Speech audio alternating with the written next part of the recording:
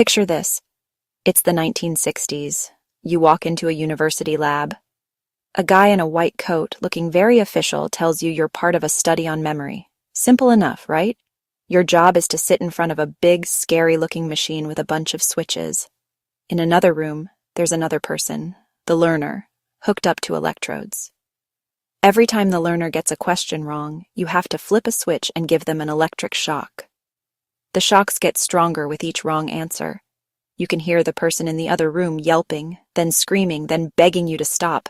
It sounds horrible, you want to stop, but the man in the white coat just looks at you, no emotion, and says, "Please continue. The experiment requires that you continue." Now, what do you think you would do? Most of us would probably say, "Are you crazy? I'm not hurting anyone." We'd like to think we're the hero of our own story, but that's not what happened. A shocking number of people, nearly 2/3 of them, kept flipping those switches all the way to the highest voltage. They weren't monsters. They were ordinary people. Teachers, accountants, postal workers. They just did what they were told by someone who seemed to be in charge. So we've seen how a person in a lab coat can make people do wild things. But what happens when there's no lab coat? What happens when the authority isn't one person but everyone around you? That, my friends, is where we get into something called herd mentality. And no, it's not just about actual herds of animals. Think about it in the simplest terms. You're walking down a busy street and suddenly a bunch of people stop and look up at the sky. What do? You're going to stop and look up too. You have no idea what they're looking at. But you look anyway. Why? Because if everyone is doing it, your brain thinks, well, there must be a good reason. This instinct comes from a very old place in our brains. Back in the caveman days, sticking with the tribe was life and death. If the group started running, you didn't stop to ask questions. So, we're hardwired to believe that the group knows best. It's a survival mechanism that, in the modern world, can sometimes get us into trouble. Now, let's take this idea of herd mentality and plug it into the internet. If our brains are the hardware, then social media is the supercharged software designed to make that herd instinct go into overdrive. Before, you could only follow the herd in your village. Now, you can join a global stampede of millions with a single click, a like, or a retweet. You see a tweet with 500,000 likes. Your first thought isn't, let me carefully analyze this. No, it's, wow, 500,000 people agree? It must be right. The sheer number of likes acts like a signal of authority, just like the lab coat in the Milgram experiment. We see likes and shares as social proof that an idea is good, funny, or true. This digital herd mentality has a darker side. It's how misinformation spreads like wildfire. An outrageous headline gets shared thousands of times before anyone clicks to read the article. This is how online outrage mobs form. One person gets targeted, and suddenly a digital pitchfork-wielding crowd descends on them, often without knowing the full context. So why is it so tempting to follow the herd? Why does going along with the group feel so comfortable? Our brains are wired to seek acceptance and avoid rejection. Being part of a group feels safe. It feels warm. When you agree with people around you, they smile, they nod, they include you. You get a hit of dopamine, that feel-good chemical. Fitting in literally feels good.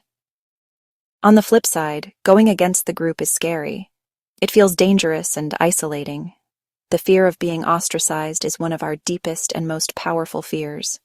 Have you ever been in a meeting where everyone agrees on a bad idea, and you're the only one who sees the problem? Your heart pounds, your palms get sweaty. Most of the time, we choose to stay quiet. There was another classic experiment by Solomon Asch.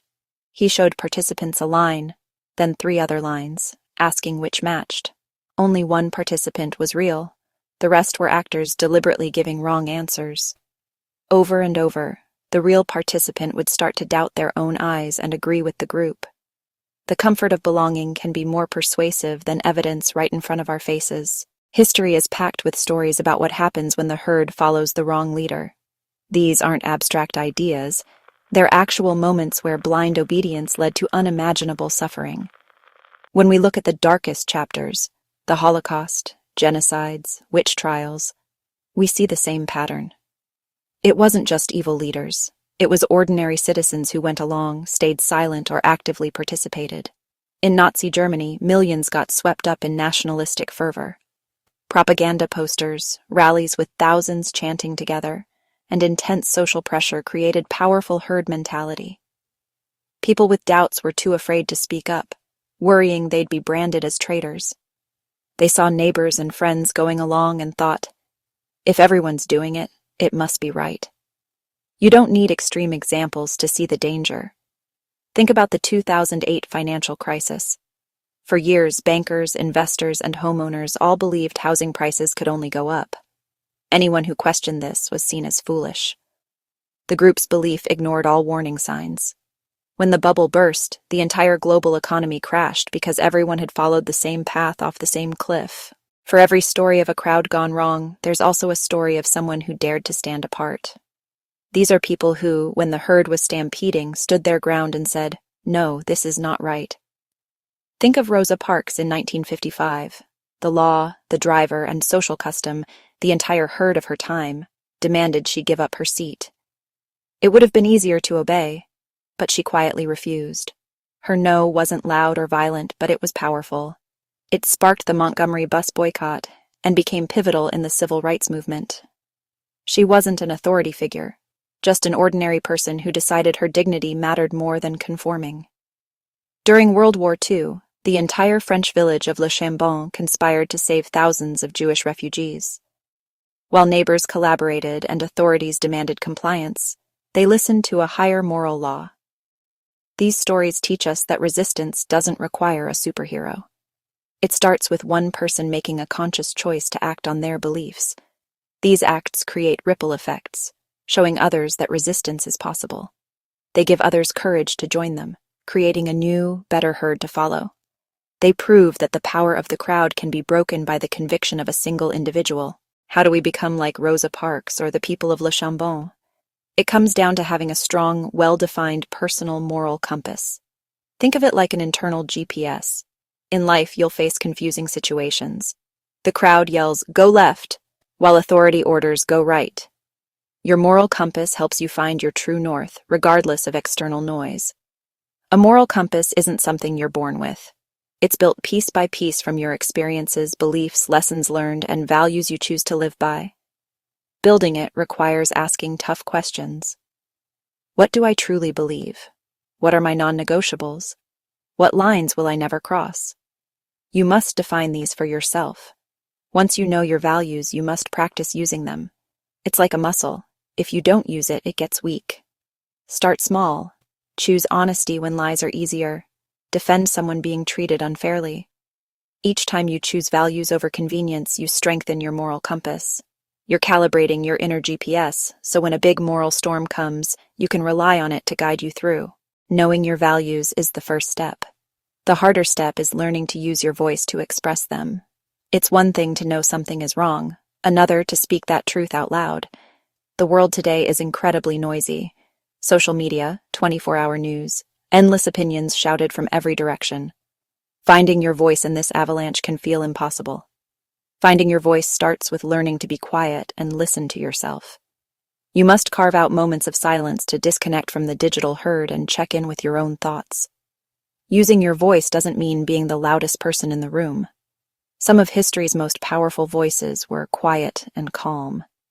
It's about authentically representing what you believe. Finding and using your voice is an act of courage. It's a declaration that you're an individual, not just a data point in a crowd. Your voice can be the signal that helps others find their own. The more you use your voice, the stronger it becomes. When you speak truth, others who were afraid might find courage to join you. Your voice becomes a beacon for others. After all this talk of experiments, digital stampedes, and historical disasters, what's the takeaway? The most important lesson is not that we're powerless against the herd, but that we have the power to choose not to follow it. The ultimate defense against blind obedience and groupthink is a strong sense of self.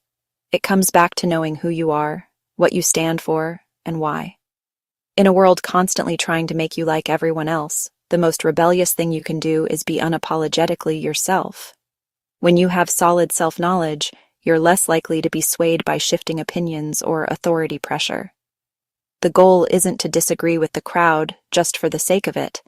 The goal is to be a conscious participant in your own life. It's the difference between actively choosing a path and being passively swept along. The world doesn't need more followers, it needs more leaders.